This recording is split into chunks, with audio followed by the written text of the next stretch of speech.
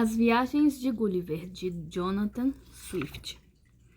Tradução e condensação de Hildário Tavares. Leitura de Sônia Naomi Mimura. Introdução. No cenário cultural do iluminismo britânico, poucas figuras destacaram-se tanto quanto Jonathan Swift.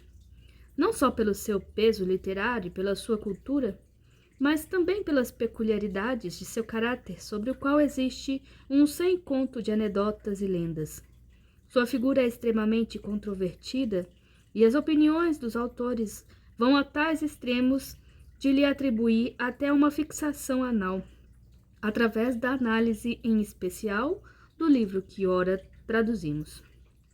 Deixemos os doutos a análise da vida e da obra em geral deste magnífico escritor satírico e colhamos, em particular, alguns subsídios que nos ajudem a entender as viagens de Gulliver. O livro é bastante autobiográfico e, em seu desencanto e pessimismo, reflete as várias viagens que um irlandês, filho de pais remediados, fez pelas terras inglesas.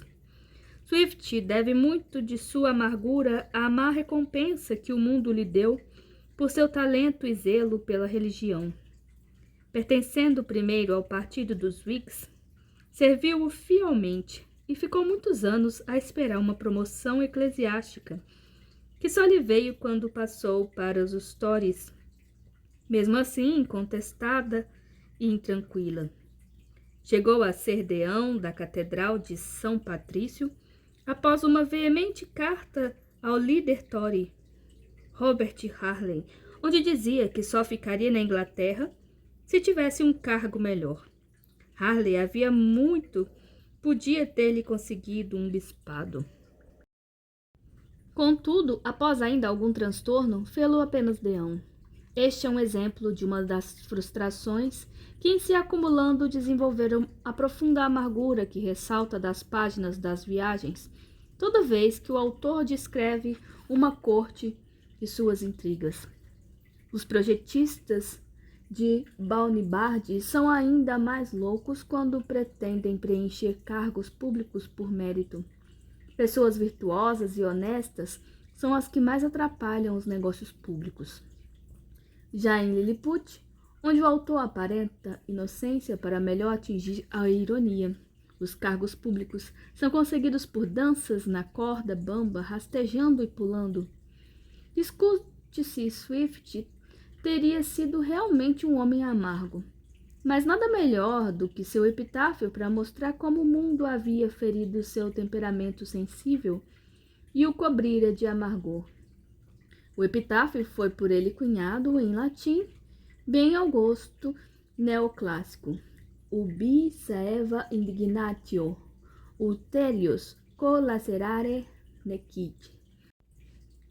Ele foi para onde a indignação feroz não mais pôde lacerar seu coração. O deão sabia o que seus inimigos lhe desejavam por sua cortante ironia. O que importa, porém, não é tanto quanto pesa a contribuição da vida pessoal de Swift nos seus trabalhos, mas sim como ele se apresenta em termos objetivos literários. Sim, porque mesmo anos após as intrigas e pessoas que se satiriza em seus trabalhos, elas vivem e possuem sabor próprio, mesmo para os que não sabem quem eram os Whigs e os Tories, e quais eram os ideais humanos do neoclassicismo inglês. Os vícios e as virtudes comparados neste grande trabalho moral até hoje existem. As cortes mudaram apenas de nome, assim como os cortesãos, mas as fraquezas e as corrupções ainda continua o pecado maior do orgulho da raça humana, alvo principal dos ataques dos augustanos, pois assim se chamavam a si mesmos Swift e seus contemporâneos, admiradores eternos dos valores greco-romanos. E quando falamos em orgulho, não é o simples pôr-se de nariz para o ar e crer-se o maioral do bairro ou a vizinhança, pavoneando-se à toa. É o orgulho da raça humana enquanto se considera superior ao resto da criação. algo diferente dos outros animais que Swift reduz à categoria inferior à dos outros animais no quarto livro das viagens. São os desvios da razão que induzem o homem a se afastar da natureza e que hoje mostra seus resultados nefastos na poluição ambiental. Já dizia Rousseau no Premier Discours de tous les desseins et la morale humaine: este orgulho faz o homem afastar-se repulsivamente dos animais e buscar um lugar de semideus, de anjo e muitas vezes tornar-se um deus em vida, como é o caso de muitos. Este orgulho proveniente das conquistas da razão ou dos desvios da razão, como assinala o senhor Yongyun de Gulliver, faz o homem menosprezar seus irmãos selvagens ou menos dotados de poder agressivo e destruir os povos menos favorecidos, como Gulliver assinala no memorável parágrafo onde de maneira precursora ataca o colonialismo, também no quarto livro. Aí está, dentro do espírito de sua época, Swift procurava o caminho exato da razão. Havia presenciado a euforia da ciência e percebera que ela falhava pelos desvios da razão. O aparente progresso da humanidade nada significava para o Deão. O código de valores socráticos falava mais alto que os canhões e exércitos. Os Yunyuns reconheceram o valor de Sócrates. A solução, antes de prosseguir para a frente, era voltar atrás e retomar o correto caminho da virtude através da aplicação exata da razão no compasso da natureza. A ciência, quando não voltada para satisfazer as demandas e necessidades do homem, ou terminava em mal ou em baboseiras especulativas, como mostra Swift em Laputa e Bonnibard. Pode-se dizer que o livro é negativista, mas não creio. No Vodka da Ironia, o zombador afoga sua esperança e seu desespero, dizia Alexander Blok, poeta russo. Há no final do quarto livro um lento iniciar-se de um processo de reconciliação de Gulliver consigo próprio, através do que chamamos espelhoterapia. Ele consegue ver sua própria imagem e se acostumando com ela, conseguindo autoanalisar e conviver com os seus defeitos. Lembra-nos isso a máxima socrática do conhecer-te a ti mesmo. Pelo lento processo de readaptação de Gulliver ao mundo dos Yahoos, pode-se entrever a saída da esperança. Há até quem duvide da sanidade de Gulliver ao escrever o quarto livro. Mas isso está fora de cogitações, mesmo porque se sabe que a terceira viagem foi composta após a quarta, e Swift somente começou a caducar 16 anos após a publicação das viagens.